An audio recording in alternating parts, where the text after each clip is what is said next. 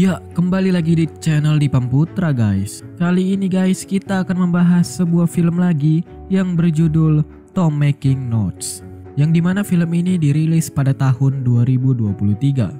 Film ini menceritakan tentang Feng, seorang keturunan dari keluarga pembuat makam. Ia memiliki keterampilan yang sangat bagus. Alih-alih menggunakan kemampuannya tersebut, ia malah terjebak dengan sekelompok bandit yang ingin mencari harta karun di sebuah makam ajaib. Jadi bagaimana cerita keseluruhannya? Daripada penasaran, yuk mari kita mulai.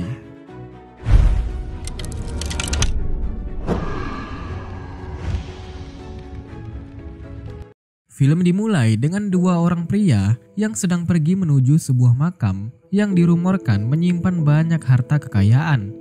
Sesampainya di sana, mereka terkejut melihat banyaknya barang berharga di makam tersebut. Namun karena keserakahan satu sama lain, mereka pun berebut. Lalu saat salah satu dari mereka membuka peti, ia menemukan seorang wanita cantik terbaring di dalamnya. Namun ternyata wujud asli gadis tersebut sangatlah menyeramkan. Tiba-tiba gadis itu mulai menyerang mereka. Dan saat mereka terpojok, seorang guru bumi datang untuk menyelamatkan mereka. Seluruh keluarga penguasa bumi telah membuat makam ajaib dan mencari makam orang selama ribuan tahun. Mereka mempunyai mantra magic khusus dan dengan bantuan mantra tersebut, mereka bisa membuka makam tertua.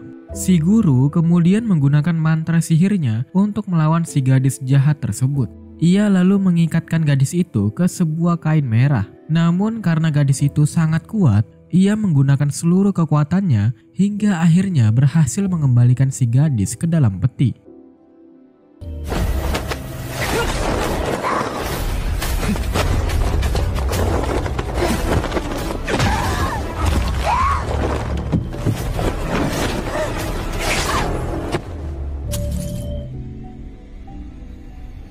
Adegan kemudian beralih ke masa kini, di mana ada seorang pria bernama Hu yang sedang menceritakan kisah tentang makam yang berusia ribuan tahun.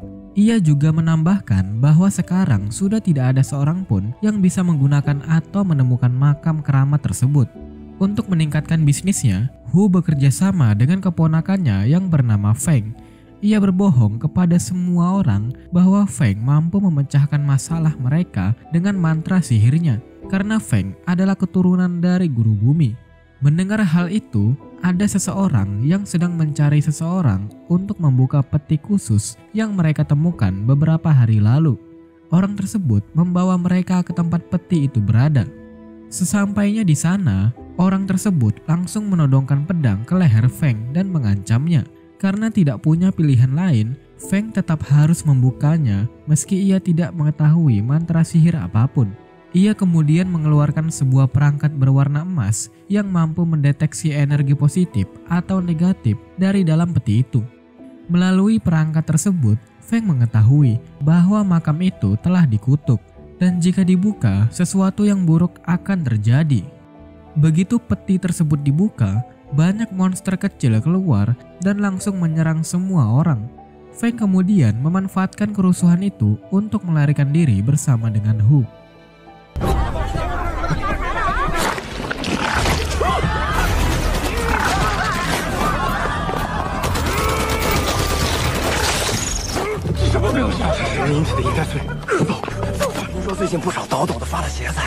Setelah itu, ia menjelaskan kepada Hu bahwa mereka tidak akan melakukan hal tersebut lagi. Namun, Hu terus memujuknya dan menunjukkan sebuah benda tua yang berhasil ia curi. Ketika mereka membukanya, mereka menemukan sebuah peta yang menunjukkan tempat makam kepala penguasa bumi berada. Penguasa bumi tersebut telah menuliskan sebuah pengetahuan dalam catatan dan menyimpannya di makam tersebut. Diyakini bahwa jika seseorang mendapatkan catatan tersebut, ia bisa mewujudkan semua keinginannya. Saat mereka sedang mengamati petanya, tiba-tiba seorang gadis bernama King datang dan mencuri peta tersebut. Saat King akan pergi, orang-orang Zeng tiba di sana. Ternyata mereka semua telah mengincar peta itu. Namun sebelum Zeng berhasil mengambilnya, King lebih dulu membakar peta tersebut. Ia lalu menawarkan kerjasama untuk ikut serta dalam pencarian. Karena hanya King yang tahu jalannya. Ia juga mengatakan untuk membawa Feng dan Hu karena mereka sangat dibutuhkan. 大家小心他的眼睛！想借龙虎山的种子，必须跟我合作。就要看看你的本事。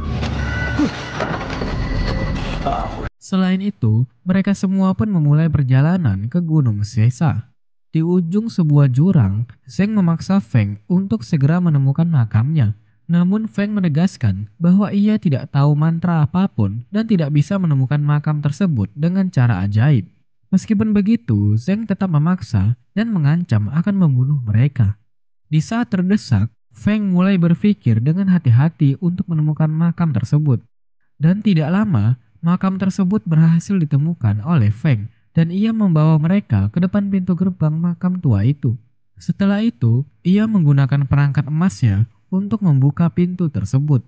Pintu itu hanya akan terbuka selama 24 jam dan jika mereka tidak kembali dalam waktu yang ditentukan, maka pintu akan tertutup selamanya. Saat mereka berhasil masuk ke dalam, mereka disambut oleh patung anak kecil yang tiba-tiba hidup dan mulai menyerang mereka.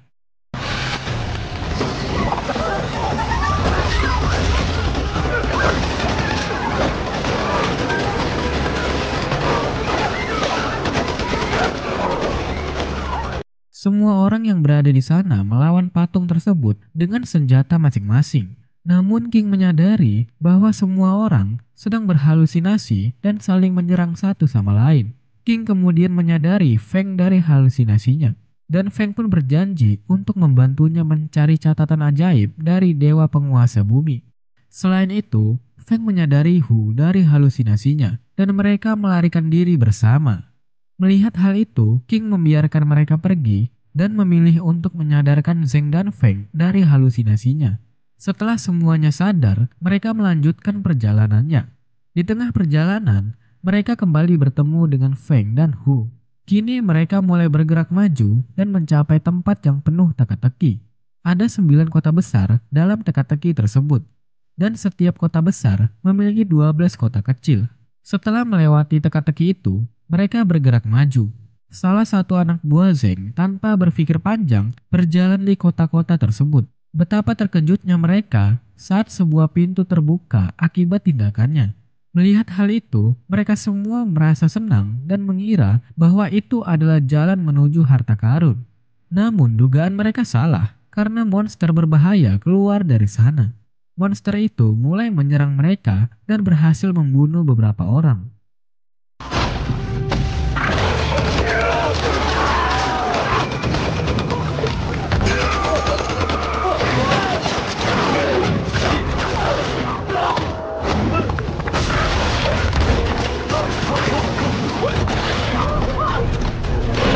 Karena kekacauan tersebut, Feng mulai mencari cara untuk melarikan diri. Ia menggunakan keahliannya untuk memecahkan teka-tekinya.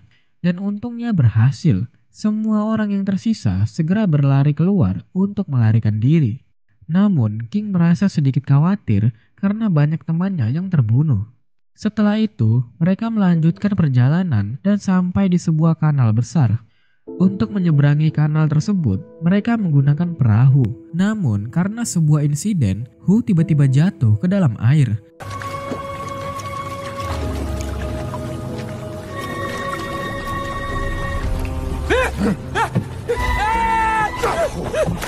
Melihat hal itu, Feng mencoba menyelamatkannya. Tetapi beberapa rantai menahan mereka sehingga mereka tidak bisa keluar dari air. Sementara itu, King yang khawatir juga melompat ke dalam air dan memotong rantai di kaki mereka. Namun karena ulahnya, makhluk-makhluk di dalam air tiba-tiba bangun dan berubah menjadi kelelawar kecil, lalu mulai menyerang mereka.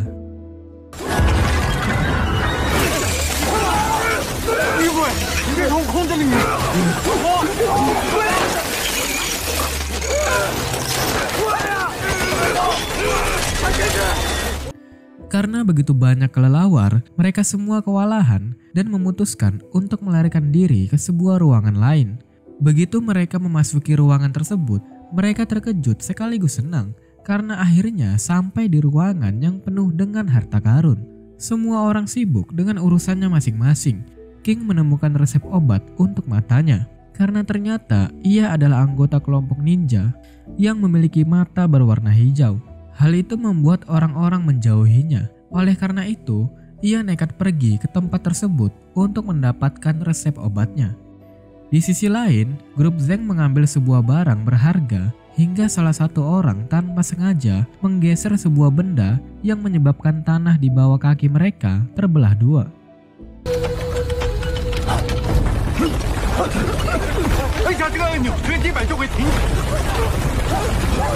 Semua orang pun panik dan berjanji untuk tidak menekan tombol apapun. Namun salah satu orang licik menekan tombol itu, yang menyebabkan kelompok Feng jatuh ke bawah. Untungnya mereka semuanya selamat, karena ternyata itu hanyalah sebuah ilusi. Namun tiba-tiba muncul anak panah yang membunuh orang-orang Zeng. Setelah kejadian itu, King Hu dan Feng memutuskan untuk segera keluar dari gunung untuk menyelamatkan nyawa mereka masing-masing. Saat berada di luar gunung, Feng melihat ke seluruh tempat dan menyadari bahwa tempat tersebut dibuat persis seperti seekor naga. Ia mengatakan bahwa tempat pertama yang mereka datangi adalah tubuh si naga, sementara sekarang mereka berada di dekat leher naga. Untuk menemukan catatan ajaib, mereka harus mencapai kepala naga. 不管有什么蹊跷，我都必须实这施。山谷便是龙井，这就是郭定峰的地宫啊，都不如小命一条，可能就是郭定峰喜欢的女。 13个兄弟， Sementara itu di kelompok Zeng, mereka mengalami krisis dan terbagi menjadi dua kubu. Ada yang ingin pergi bersama Zeng dan ada juga yang ingin pulang. Namun pada akhirnya mereka berhasil terselesaikan dan mereka semua memutuskan untuk pergi bersama Zeng. Mereka kemudian menuju ke tempat terakhir bersama orang-orang yang tersisa. Lalu Feng dan Zeng bertemu kembali dan akhirnya mereka mau tidak mau harus bekerja sama lagi. Tak membuang waktu lama, mereka pun menyeberangi sebuah jurang dan sampai di kepala naga. Di sana mereka akhirnya menemukan makam dewa penguasa bumi. Untuk membuka makam tersebut, mereka harus memecahkan teka-teki terlebih dahulu. Teka-tekinya berkaitan dengan hari ulang tahun dewa penguasa bumi dan tidak banyak diketahui. Di situ Feng menggunakan kekuatannya untuk memecahkan teka-teki itu dan ia pun berhasil. Setelah itu, ia menyuruh semua orang untuk mengambil angka-angka yang ada di sana. 童子引路，建在山珠宝所进，唯心周公墓室，怎么为生？我来，快找！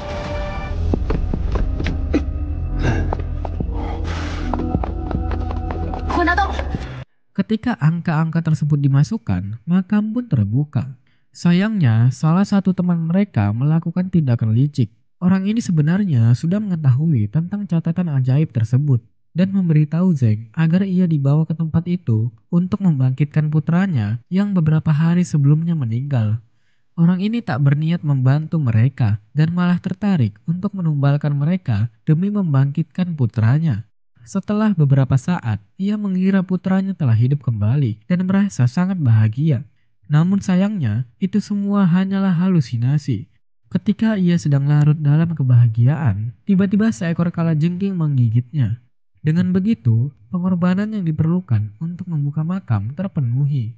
Setelah makam terbuka, di dalamnya terdapat dewa dan istrinya. Namun, sebelum mereka berhasil mendapatkan catatan ajaib dari makam itu, jebakan lainnya berhasil diaktifkan. Kali ini beberapa zombie di dalam tiba-tiba muncul dan mulai menyerang mereka. Mereka semua mencoba bertahan sekuat mungkin. Tetapi karena semua teman Zeng sudah mati, akhirnya Zeng memutuskan untuk mengorbankan nyawanya sendiri, yang dimana ia meledakkan dirinya bersama dengan para zombie.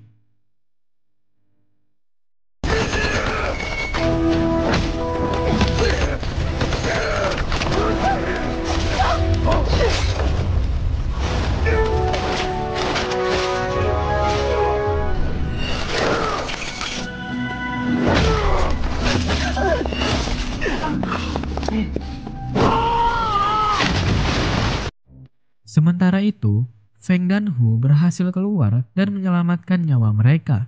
Setelah keluar dari gunung tersebut, Feng membopong King di bahunya karena King terluka parah. Sementara itu, Hu sibuk menunjukkan sebuah benda tua yang berhasil ia curi dari makam. Namun Feng mengambil benda itu lalu membuangnya ke sungai, sambil mengatakan bahwa mereka tidak akan mengambil resiko lagi. Akan tetapi, setelah itu, barang tersebut diambil oleh seorang nelayan yang kebetulan sedang menjala ikan. Dan setelah itu, film pun berakhir. Nah, jadi itu dia guys, cerita dari film kali ini. Gimana? Kalau kalian suka, jangan lupa subscribe. Dan ya, jika ada salah-salah kata, mohon dimaafkan dan sampai jumpa lagi.